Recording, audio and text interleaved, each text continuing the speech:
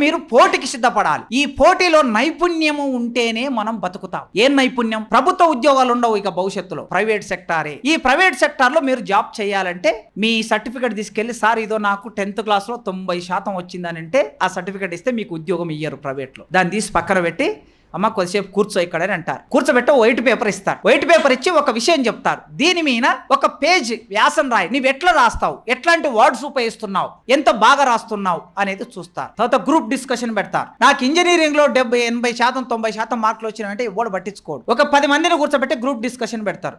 ఆ group discussion లో మిగతా 9 మందిని నీవెట్లా కన్విన్స్ చేస్తున్నావు, నీ వాదనతో, నీ వాదన పటిమతో ఎట్లా కన్విన్స్ చేస్తున్నావు అనే దాన్ని బట్టి నీకు జాబ్ ఇస్తారు. ఆ తర్వాత ఏం చేస్తారు, ఒక ప్రాజెక్ట్ రిపోర్ట్ తయారు చేయమంటారు. ఒక విషయాన్ని ఇచ్చి నీకు గూగుల్ ఆధారంగానో ఇంకే పద్ధతిలో ఒక ప్రాజెక్ట్ రిపోర్ట్ తయారు చేసి సబ్మిట్ చేయమంటారు. దాని ద్వారా ఉద్యోగం ఇస్తారు. కనుక మంచిగా వినటం ఒక కళ. A great listener can be a great speaker అంటారు. అంటే మంచి శ్రోత మంచి వక్త అవుతాడని దాని అర్థం. శ్రద్ధతో వినాలి. మన శరీరాన్ని మొత్తం లగ్నం చేసి వినాలి. ఒక విషయాన్ని వినేటప్పుడు ఆ లక్షణాన్ని మీరు పెంపొందించుకోవాలి. రెండో లక్షణం, విన్నదాన్ని ఏం చేయాలి, చదవాలి. బాగా చదవాలి. మీరెంత బాగా చదివితే ఈ ప్రపంచాన్ని మీరు అంత బాగా శాసించగలుగుతారు. దాన్ని చదవటం రెండో లక్షణం. మూడో లక్షణం ఏమిటి, మాట్లాడాలి. విన్నదాన్ని చదివిన దాన్ని ఏం చేయాలి, బాగా మాట్లాడాలి, మంచిగా మాట్లాడాలి. విన్నది చదివింది మాట్లాడిన దాన్ని ఏం చేయాలి, చిట్ట చివరిది రాయటం, మంచిగా రాయాలి. గుర్రంజాశ్వ అనే కవి ఉన్నాడు. రాజు మరణించెనొక తార రాలిపోయే, సుకవి మరణించెనొక తార గగనమెక్కి. రాజు జీవించే రాతి విగ్రహములందు,